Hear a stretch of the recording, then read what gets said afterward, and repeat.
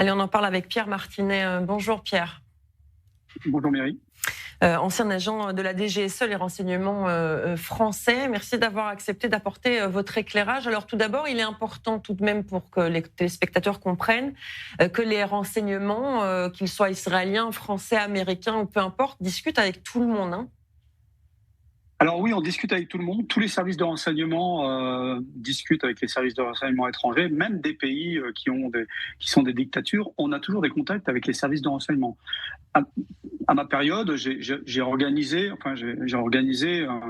un rendez-vous entre un agent des renseignements russes et un agent des renseignements français à Budapest. Donc on a fait en sorte que ce rendez-vous se passe très bien et surtout l'après-rendez-vous. Donc les services de renseignement voient tout le monde. Là, ce n'est pas un service de renseignement qu'on voit, que les Français auraient vu. C'est un groupe de terroristes. Donc c'est comme si on avait rencontré des dirigeants d'Al-Qaïda ou de l'État islamique pour négocier ou pour discuter avec eux de l'avenir, parce que c'était en 2020, donc c'était 3 ans avant l'attaque. Moi, je pense que la diplomatie française dans ce dossier est plus que lamentable, parce qu'elle n'a de cesse d'être complètement... elle a de cesse d'être à la fois... elle essaye d'être à la fois avec Israël, mais surtout avec l'État palestinien. Je vais pas vous dévoiler un scoop, parce que j'en ai déjà parlé, mais à la fin des années 90, les services de renseignement palestiniens, les services officiels de l'État palestinien étaient formés par les services français. Ils ont été formés dans l'antre du service action de la DGSE, où j'étais en poste dans cette période-là. Donc vous voyez, l'ambiguïté de la France dans ce domaine est particulièrement dangereuse, parce qu'elle veut à la fois montrer un intérêt pour Israël en disant qu'Israël a le droit de se défendre. C'est ce qu'a dit le président de la République française le lendemain du 7 octobre, en disant qu'il fallait mettre en place une coalition pour détruire le Hamas. Mais en même temps, eh bien, il discute avec le Hamas. Parce que ce président-là, depuis de nombreuses années, joue avec le feu, mais il joue mal avec le feu, parce que forcément, ça se sait, et c'est absolument pas un hasard si ça sort aujourd'hui, parce que ce président voudrait reconnaître un État terroriste, un État qui est dirigé par un groupe terroriste, donc c'est une aberration totale. Donc aujourd'hui, on est dans une situation où ce président veut à la fois se montrer humaniste avec cette partie du monde, et tout le monde pourrait l'être également.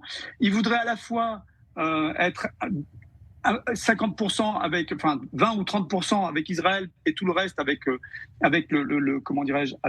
Hamas et l'autorité, la fausse autorité palestinienne qui est fantoche actuellement, uniquement pour satisfaire la rue arabe française, parce que ce président-là, je vous le rappelle, après je termine, n'était pas présent le jour de la manifestation contre l'antisémitisme en France, par peur de la rue arabe française. Alors justement, c'est intéressant, parce que vous me tendez la perche pour la question suivante. Cette reconnaissance annoncée d'un État palestinien en septembre, donc pas tout de suite, en septembre, mais sans les conditions qu'il avait mis au départ. Certains estiment que c'est parce que, alors vous dites qu'il a peur de la rue arabe, Emmanuel Macron, d'autres disent qu'il cède finalement au Qatar et aux frères musulmans. Peut-être que la vérité est entre les deux.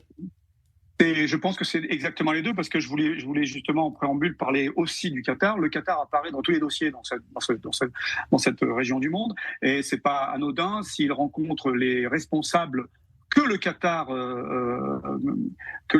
héberge depuis de nombreuses années. Le Qatar joue un jeu complètement ambigu, plus qu'ambigu dans cette partie, parce que je pense que j'en assume la responsabilité de ce que je vais dire. Je pense que les services qataris étaient au courant de l'attaque du 7 octobre, et je pense que les services Qatar ont donné le feu vert au Hamas pour perpétrer les attaques du 7 octobre, ainsi que les services iraniens. Ils ne pouvaient pas le faire le préparer et l'organiser dans une totale clandestinité, c'est impossible. En tout cas, ça n'engage que vous, bien évidemment. Oui, ça n'engage que moi. Parce que les informations que nous avons ici, c'est plutôt que l'Iran était au courant. On ne sait même pas s'il a vraiment donné le feu vert, mais en tout cas, était au courant. Non, mais ils étaient bien sûr au courant, mais les services qataris sont très puissants et il ne faut surtout pas les sous-estimer parce que, comme vous le dites, ils protègent les frères musulmans depuis que les frères musulmans ont été chassés d'Égypte. Et surtout, ils hébergent les responsables du Hamas. On ne peut pas dissocier la branche pseudo-politique et la branche pseudo-militaire, car le Hamas est un groupe terroriste dans son entité. Effectivement. Merci en tout cas, Pierre Martinet, d'avoir donné votre point de vue sur cette question qui touche à la fois la France et Israël, bien évidemment. Merci beaucoup.